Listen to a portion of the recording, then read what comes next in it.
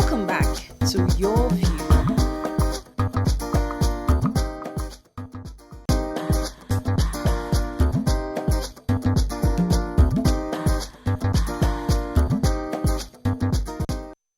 Welcome back. Now, but the federal government is trying to convince Nigerians that the economy is not doing so badly.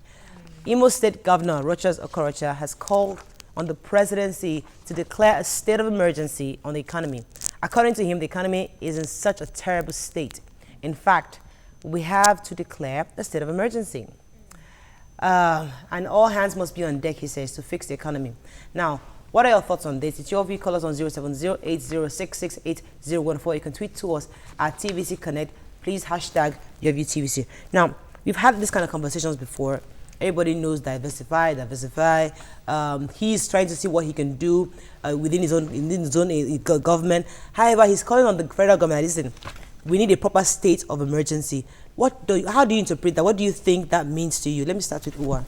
And I think I want to ask him that same question. When you say we should declare the state of emergency, what do you mean by that? Okay. Because we say that governors are not able to pay salaries. Yet you will see a governor come out to say that he wants to buy SUVs for his, what's it called? For his House of Rep members. That's a boy state governor. So my point is, before you declare, I mentioned during the banter that, when you cut out a lot of things, you seal up a lot of loopholes, you would actually see the state of your economy. Right now, we have not really gone to that point where we know that it's an emergency. As far as I'm concerned, Nigerians have been in a state of emergency. They have done a lot of things to cut down on excessive spending. Yeah. But we have not seen that same position being taken by those in authority. So if you want to come out to say that the federal government should declare the economy a state of, what do you mean by that? How do we measure that emergency? Okay. That is the question I want to pose back to Rochas Okorocha. Okay, all right. So now, let me come to Jumoke Otokwe on this matter, because Mark Zuckerberg was around, and part of what he's looking to do is to help get more entrepreneurs, to empower them, get the satellite to be built, according to what he said, in the sub-Saharan Africa, so more people can be empowered. Businesses. Now, these are options that have been looked at from somebody that is not even a Nigerian. What options do you think our leaders are looking at to help us get away from this quagmire we find ourselves in? I think I want to add, I'll still go back to the question of, what do you define as state of emergency? What do you want? What do you expect to happen during the state of emergency? Nigeria has experienced state of emergency in particular states under previous administration, Obasanjo, former President Obasanjo, when there was crisis in some states. And the reason for declaration of state of emergency was to boycott the rule of law so as to establish peace back in that region. So if you're saying declare state of emergency, don't just give them an advice. What do you want us to achieve within that framework of emergency? Is it so that what was already on ground, which is the president asking for permission to have boycott some rules, which is already on ground anyway. For the state governor, knowing that his state is in crisis, he can't pay his staff. He can't. He's declared 2 days off to go into farming, so he is in crisis. He should take that position of, I want help, emergency help to restore the economy of my own state. He has authority over his own state. The idea, and remember when we brought up this topic, I said that it was an idea, it looked as if he didn't have any strategy to that idea. And I'm saying that again, that if you want to grow an economy, you don't need cash, you need ideas. Yeah, but I agree with you. The ideas he has are not, the people don't want it, so obviously you need to rejig it. Okay, fine. I don't think people don't want it. I think what we need is pragmatic leadership. Somebody can say, you know what? Leadership by example. You have to be practical. It's not just talking, because we do a lot of talk shop here. I agree. Where we say we have good ideas. I agree. The practical thing, which Rochas has come and say, you know what? No working 2 days. Everybody good. Now imagine if you had a plan, which is the point I took from that conversation. A plan where all these experts of land, I'm giving it to A, B, C, D, E, F, G people. Now, you do rice, you do tomato, you do agro-processing. There's a proper planning, but he's being practical. And I think he should be actually applauded for that. I think that even when we say state of emergency, because the problem is that the dollar crisis, we have dollar crisis, we're not feeding ourselves, we're basically dependent on imports. These are issues that are on ground. So what solution are you preferring? What do you want us to do within emergency? It is still talk shop, just the same way saying we should farm is talk shop. Talk with Jumoke. please, what are the natural resources that they have in Abia State that Governor Rochas Okorocha can immediately start to use to generate IGR? I'm going to condemn, I'm going to, Imo State, I'm going to condemn him totally. One, he talk shop. In December, this same governor that could not pay salaries did a Christmas tree with 300 million naira. He had not paid staff salaries. Now, he has a bloated civil service. Rather than go, like one day we saw Fayose go to his secretariat and sit down and lock the door. I want to know how many people work there. Rather than go to the civil service and say, how many of you are making tea? How many of you are just dusting, doing nothing, and we're paying salaries that we don't have? Oh yeah, we are going to start government house farm. You people go and start farming there. We will pay you half of your salaries until our resources improve. He's sitting down and saying we need state of emergency in the economy. It's not, look, when you say you want to be a governor, it's not the work of Jumoke, journalist that is sitting down on TV. It is practically taking your people from one level of poverty out. I don't think there's any governor. I don't think there's any governor that will sit down and make utterances without him actually planning for it. So I don't think it's good for us. He's just sitting down doing that. But let me take this call from Joss. Mr. Kenneth, are you there? Yes, please. Please go ahead, sir. Kenneth, we can hear you. Go ahead, please. Hello? It's delayed. Right, please.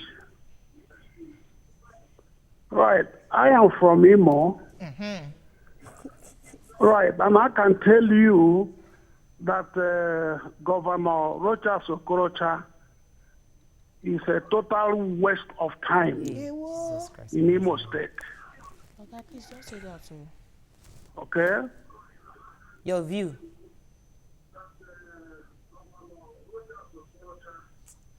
It's quite delayed. I'm sorry, Kenneth. I do apologize. I want to bring. Yes, let me just overcome in 1 second. Please, I've been raising my hand. Now, when what's his name, President Buhari, then when he was still campaigning, and he visited Rochas Okorocha's house, I remember there was a statement that came out of his mouth that is this a government house? You cannot come out and say that there's economic. What's it called? What's the word? No.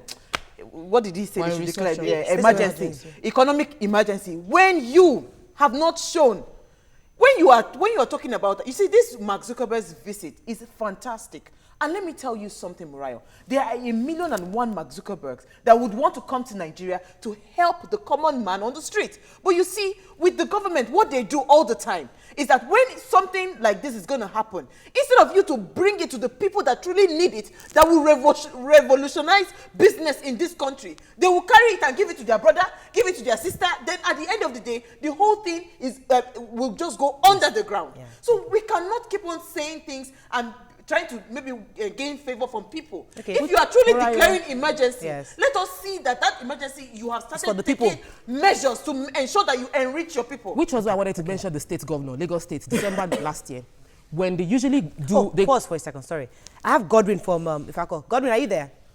Yeah, I'm here. Please go ahead. Thanks for calling. Good morning. Morning. Okay, you are talking of Rochas Okorocha. Yes. Yeah. I am from Imo State. They should be calling in. Rochas Okorocha is a disappointment to Imo State. Rochas Okorocha has disappointed us. We see him as a planted battlefield in Imo State. That man has nothing to offer. Well, he's calling for Mr. Godwin, I appreciate your thoughts on that. However, I think it's appropriate for us to tell us why you think that. It's better than just casting a expression saying that he's a disappointment, or is this, what exactly has he done, or what do you think he has done to disappoint you? To disappoint you, yes. Yeah. From what I will say, he has not done anything. From the day one, he started well. Along the line, he started misbehaving. Okay. And all the projects were abandoned. To today, all the projects he started when he assumed office is abandoned projects. All right, thanks, Gordon. You made your point. Abandoned projects, but can you blame a governor when there's really no money coming from the central? That's the thing. Why do we keep focusing on money in the from the central? I wanted to make a point earlier that the Lagos State governor, December last year, made a statement that he wasn't going to give contracts to somebody to supply rice or supply things for them. He broke down the money that would have been allocated for that expense and paid it to the people. And for the first time, they got the value of what was meant for them. You can't block leakages. You have to be innovative. Two, when you say that contracts are not being awarded, we are seeing things happening in Lagos. It is not done by Lagos Resources. LCC did Lekki Road. It wasn't paid for by the government. It was a partnership, PPP. The Ikoyi Bridge we are applauding was a PPP. The Badagry Expressway we are seeing was a PPP. So you really don't need physical money to do what you want to do. You need ideas and welcoming good partnership people. That is not a state of emergency situation. That is something you can do as a state governor. Jumoke always rushes to say that what are the natural resources? When we keep on exporting natural resources and buying the finished products, we are not going to move forward as a nation. We will still always need dollars. But we need to move to the point where we start refining the products. Leave the what Constitution is saying. What is within your reach that you can do? We keep on blaming government. What is within his own reach as a state governor? I have a final call. Before you say Dominic, emergency, have you done those? What has he done within his own reach? Dominic, people should leave my Rochester. Dominic, are you there? They have 8 hello, resources good morning, in I'm Imo here. State. Please go ahead. I'm a first-time caller, actually. Welcome to the show. Thank you. So I'm calling from Maryland. Okay. So I've tried calling a number of times. I would like to appreciate what you're doing, the work you're doing. Wonderful and great. Jumoke, Murayo, Tope, Yes, go ahead, and yes. Wonderful and great. So let me go ahead and with the man, Rochas Okosha. He's my governor. I'm from Imo State, actually. So I've been to Imo State a number of times. I'm based in Lagos, but I go to Imo State a number of times. The first time, during his first administration, wonderful. He started a little quite well. But thereafter, he started misbehaving indeed, like the last caller. Oh, very bad, terrible situations. Former governor Hakim did quite some things, irrespective of what happened, but he did quite some things. He abandoned most of the things he did that was good projects. He abandoned them, and he went on, started using money. In fact, the place he mentioned that the president went and then made the comment, he actually went there. He should get to the house, multi-billion naira kind of house. In fact, one of the tiles from a close source was almost $1 million, one square meter tile, $1 million. So, and then some of the projects in there, he started breaking down some places. When I went home during December period, he was breaking down a lot of things, a lot of roads being in the name of trying to expand roads that are already good. Whereas there are very terrible roads all over. Thank you very much, Dominic. Dominic. Very non-motorable and nothing could happen. Thank you, Dominic. Mariah, your point. I want to take to it. I want to take yes, to it. But quick solutions. I've talked about reducing his civil service. They have 8 resources. They should be talking about handling some of them, including crude oil, lead, zinc. And then they have 2 rivers in Imo State. Have they thought about fishing? Okay. Reverend, let me quickly take a few tweets. Okay, maybe 2. Yeah. He's one of the mentally poor governors. What's he doing differently if not rely on federal government monthly allocation? Oluwatoyin says Rochas should set the example. Let him declare the state of emergency on the state first, and let's see the results afterwards. That's all we can take on that. You want to run away? No, yes, I have to run away because if I let you continue this matter, let's take a break. When we come back, we're going to bring in a young man who's made a lot of entrepreneurs wealthy.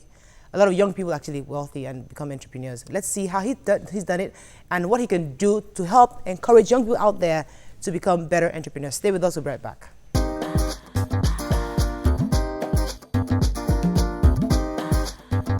Stay tuned. Your View will be right back.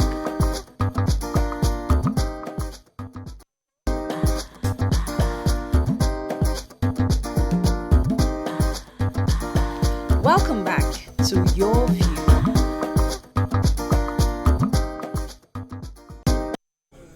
Welcome back. Now, the president of Manufacturers Association of Nigeria, Mr. Frank Jacobs, says in spite of the current economic recession in Nigeria, the country is still an attractive investors' destination. According to him, Nigeria's rating in the global economy is not that bad because Nigeria has a lot of untapped resources, which, if harnessed, will add more value to its economy. Nigeria is still an attractive investors' destination with all its potentials. What are suffering is because of the currency fluctuation, which is a temporary setback.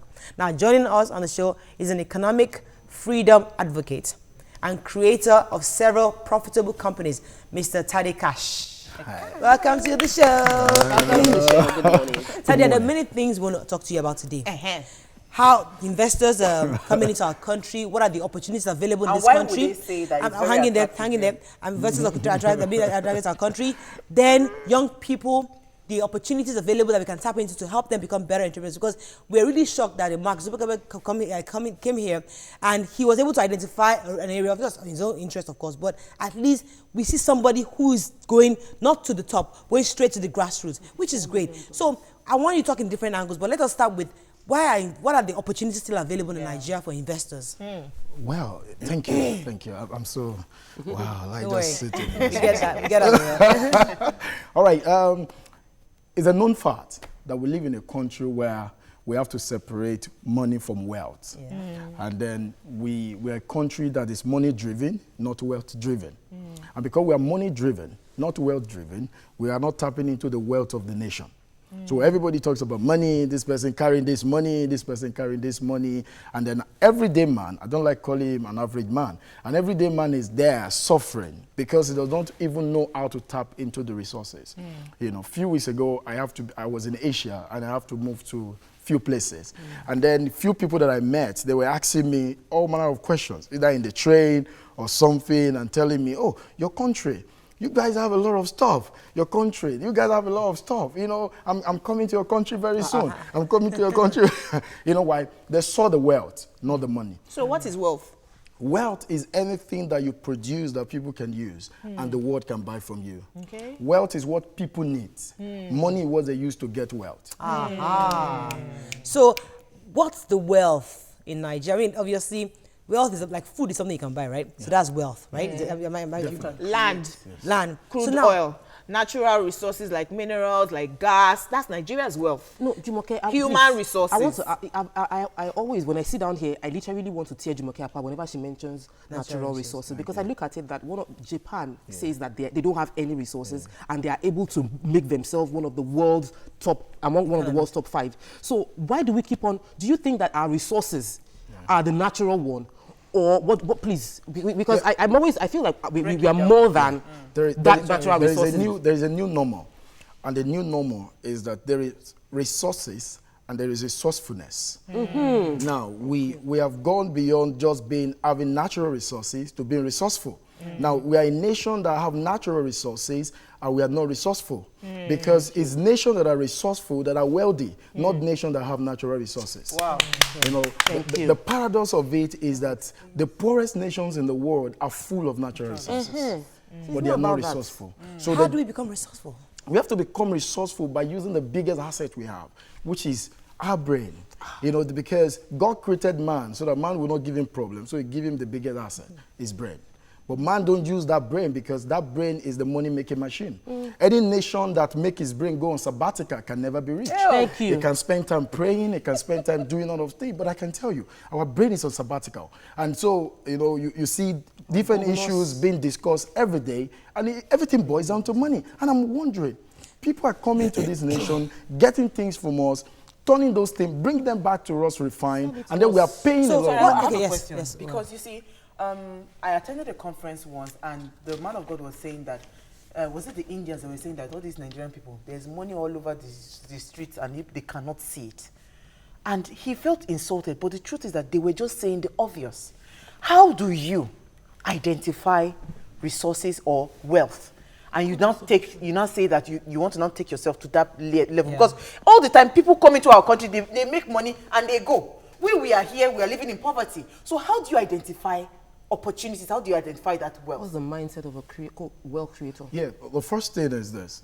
You see that problems are everywhere in our country. And then when an Indian man tells you that there is money on the street, what he's simply saying to you in a paradoxical way is that there are problems everywhere that is convertible to money. In other words, because wherever you find problem, there's money. Because the moment problem is an invitation. Do you understand? So the way you treat it It's an invitation to significance or it's an invitation to frustration. So the way you treat problem determines what matters to you. So the problem of not having light in Malaysia, for instance, I was there and I found out that right now they have essence of light, that individuals are selling light. Do you understand? You know, because they have taken it off grid. People now use solar energy. People now produce things for themselves. You know, government have to give them all manner of land. People have to farm it. They have more than enough food for themselves to eat. You know why? Because you have to come into the point where we have to be resourceful. And that's where our wealth is. The wealth of a nation is not in the crude oil. We have been a nation of monoproduct for a long time. You know, we depend on crude oil to feed us. And you know what? Now, the cabal are saying that, come on, you can't depend on a commodity because many nations are now discovering oil everywhere and there. May I interrupt you to say that why I harp on our natural resources is because God, who gave them to us, had a reason for giving them to us. Now, when you talk of resourcefulness, our education is foreign. What that means is that we have foreign technology, for instance. We have TV that we don't have engineers who can repair them, because we're not the ones who created the technology. If we had not been enslaved and were developed according to, I have pepper today, I discover it, I sell it to you who has yam. And over the years, your development is ingenious. It is from you. You are able to tap into your resources and then become resourceful. But when they have transferred technology that you have no understanding of, is why you will have resources and no resourcefulness. Is that blaming? How do we, I'm not blaming anyone. I'm saying we have resources. So how do we become resourceful with our resources? It's not to abandon the resources and say, all you need is your mind. You need your mind to develop the resources. For instance, crude oil, that is 80% of our income. We don't even tap it ourselves. We go into partnerships with foreign companies. They tap it and give us 60% of the real profit. problem. Okay, Tade, so What's the solution? Yeah, the point is, what we're buttressing here is not just that the natural resources should not be overlooked. We cannot deny that we have been blessed with natural resources. We have natural resources. Now, it is what we do with the natural resources that we produce with the natural resources that the world cannot do without. Because that's what makes us rich. True. It is not just the natural resources. The process that follow the natural resources that the world cannot do without is what makes a nation rich. Okay, Tade, I don't want you to talk too much in the air because I want you to talk to the young people. Practical steps, because the young people out there leaving school every day, graduating, they're looking for jobs, blue-collar jobs, and there are people saying, become an entrepreneur. And I'm wondering, okay, what do I do? What exactly? Where do I start from? So as somebody who is into investor, who as an investor, what are you looking for in young people, entrepreneurs? What would you be willing to, what's that attraction for them to get into that will help them become successful entrepreneurs? What would you pay someone for? I would pay someone for solving my problem. And then, because the marketplace does not pay you for what you have. The marketplace pay you for what it wants. Value. So when you come to the marketplace, you don't come with your need, you come with an answer. The marketplace is full of questions that need an answer. So when you come into the marketplace, you are coming with an answer. Therefore, full employment is an effect of full productivity. Okay. So if you want full employment in the nation, if somebody come and introduce to you full policy, your full employment policy, you're simply telling me that full employment is not a cause in itself. It is an effect of something else. In other words, when there is a full productivity, people will be fully engaged to do something. Productivity like what? You see, the thing is, I always have this problem that Nigeria is we're fostering entrepreneurship on everybody, even though some are cut out to just be good employees that would be 100% fantastic in maintaining the process. Now they don't have ideas, but they can maintain process. Because they can't find a job, they become entrepreneurs and are struggling to make things work. You know, so what we're trying to discuss today is Manufacturers Association of Nigeria specifically has said that Nigeria can still get investments. And if they are coming with that investment, then why can't I also see those investments? So can you just tell us maybe 1 or 2, 3 industries that you've seen can become where we can make money from? People can actually start making money from 2 or 3 industries that we can enter into, and how to access the wealth in those industries. Like Sister Lajumoke said, right? Yes, sir. All right. The point is, for instance, Nigeria is full of is an arable land that is full of agricultural produce. But what we have not found is the technology to make those products become something that West Africa as a whole can even benefit from. Because this West Africa depend on us, as it were. But because we have not seen ourselves as a leader of this continent, we have not been able to say now. So what we need basically is the fact that agriculture is one big area, which is this distribution system in particular. Not just producing. No, the buzzword in town now is that, everybody goes into farming. But what happened in the next 5 years? What happened in the next 5 years? That there will be a lot of produce that have been wasted because there is nowhere to conserve them. There's nowhere to preserve them.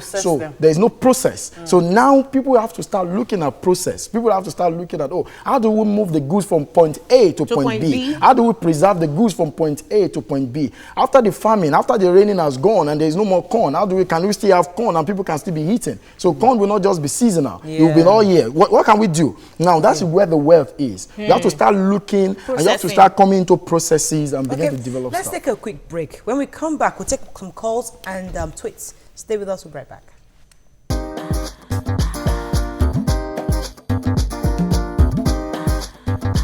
Stay tuned.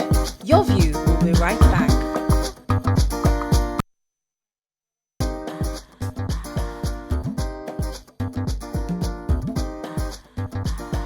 Welcome back to Your View.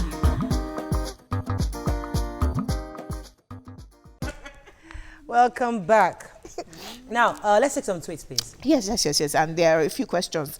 I'm going to avoid Governor Rochas I think I have a Okorocha. call. Hang in there, sir. Hello?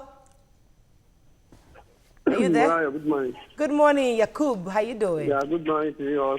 Good. And then good morning to your guests. Yes. Good morning. A small body, but mighty. I really love the guests that you bring this, bring on this morning. Let me leave this topic and the last one. Okay. You see, Governor Okorocha was trying to advise the whole nation that we should declare state of emergency in our economy. Do you forget this? The same governor are not telling the state citizens that they should go back to agriculture. The question now we should ask him now is this. Did they provide, they go to make sure that they secure the product they want to produce from the farm, according to your guest this morning? It does not put something in order before ask them to go to farm. Okay, what is the parameter for you to tell your citizens that go farm, go and produce?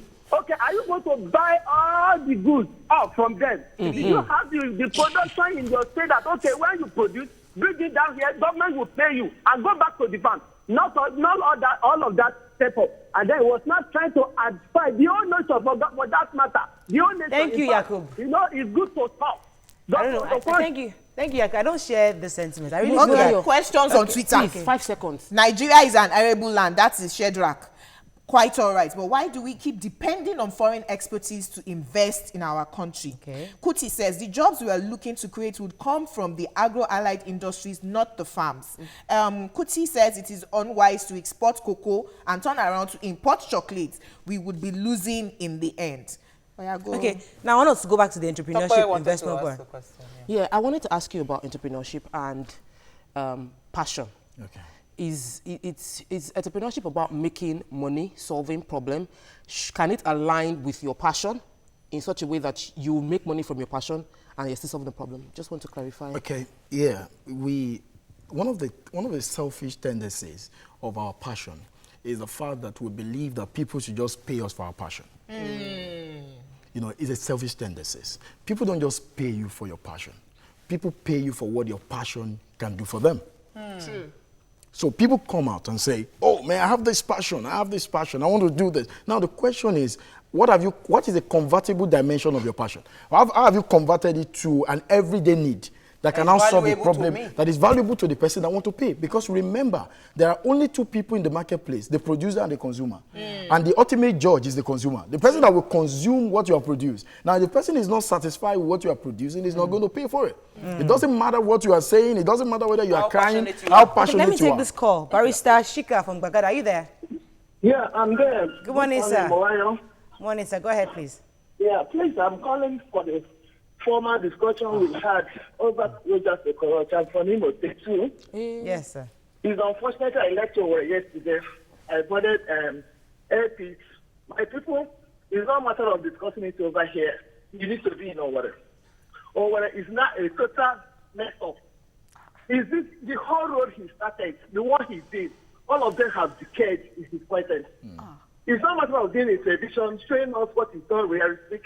Somebody needs to visit the place. If you are, today you cry for Owerri, even people. What we are seeing, what we are hearing is a different thing from what is on ground.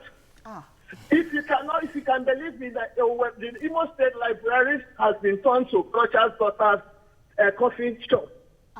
Today, Owerri, Imo State is being run by a family of Roger Sokocha, the sister and the family.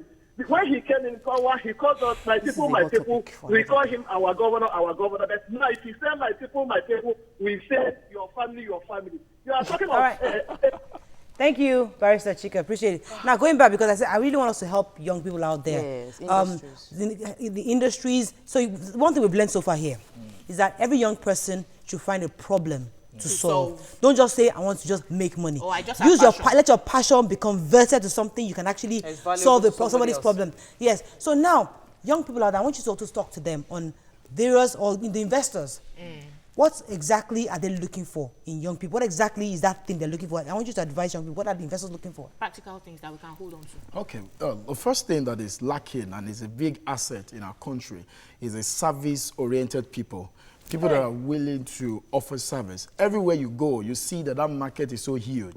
We live in a country where people, the moment they have started making money, they forget what has helped them to make money, the service. We have forgotten that the essence of the business is human service. The moment you forget that, you lose out. And so today we have a lot of young people that are saying, come on, I want to make money. Now the moment they see that money, they forget what has helped them to make part of that money. Now, you must start thinking about service. There are so many areas. What kind of service, sir? Now, they are so huge. There are a lot of service. For instance, I told someone last week that they asked me a question. And I said, I love this country because there are so many things that are frustrating. And because there are so many things that are frustrating, that means there's a lot of money to be made from these things that are frustrating. So a lot of people have frustration in different areas. Now, that is where your passion comes in. You don't look at those things that get your attention. Those things that get your attention, those things you have been complaining about too as a young person. Why not stop complaining about it and look at a way to begin to provide a solution for it? Because there are so many people, because our heart is fashion alike, there are so many people that are in the same shoe like you. So why not give a solution to that problem so that you can be a solution to that problem for a lot of people and provide. So they are in service. Practical example, a graduate of computer science who 4 years, his mother sells pepper, he has graduated, he has never seen a computer. But he has a passion for that technology. He has all the theories. Should I give you the solution? Yeah. You should find, when he saves his money, buy 3 systems, takes it to the front of the university in a shop, and now charge money to allow all the graduates of computer science within that school that are going through school to be seeing computer and train them with physical computer. It will make a lot of money.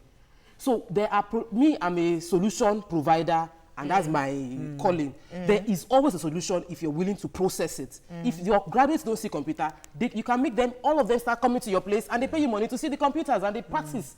But we must solve problems. I think one of the things I also like to say is that there is an upside in this downtown. There are so many, we're in a downtown now, we don't have to deny it. But the opportunity, someone says yesterday to me that this is a technical recession. That means if it's a technically we're in recession. So what does that mean? It means that people are expecting things to be bad. People are expecting you not to deliver. People are expecting people not to have a plenty of cash on them. So what are you going to do? You have to be creative about people's needs. You have to focus on not just interesting needs of people now, but the most important needs of people. Because now people are not just buying the things that are interesting to them. They are buying things that are important to them. So how can I offer those things, not just as a low price, but a low cost, become a low cost provider. Begin to look at, because now in a recession, cost is an enemy. People don't want to, this thing. But so become a low cost provider. Think about what you can provide in a very moderate rate that people will be glad to want to buy into. I think we need to bring it back, Tade, because we need to talk more on creating opportunities for young people. There are people out there. From hot to I think we even need we need to even list out some problems I think that people can solve. let's list out frustrations, because I've always had that issue. I hated the Nollywood showing the wrong definition how to solve problems on Nollywood movies, and I said, you know what, I'm going to go into TV to fix that. So something must frustrate you, and you then say, you know what, I'm going to fix that. That's all we can take, Tade. Thank you so much. Thank you so much. Thank you. I think we learned a few things. Yes, we have. So young people, please find a problem to solve. I mean, Your passion. And let your passion not just say, I'm passionate about this. Let that passion translate So value to me. to value to Uwa and all of us. That's all we can take. Have a lovely day. See you tomorrow. Bye-bye. Bye.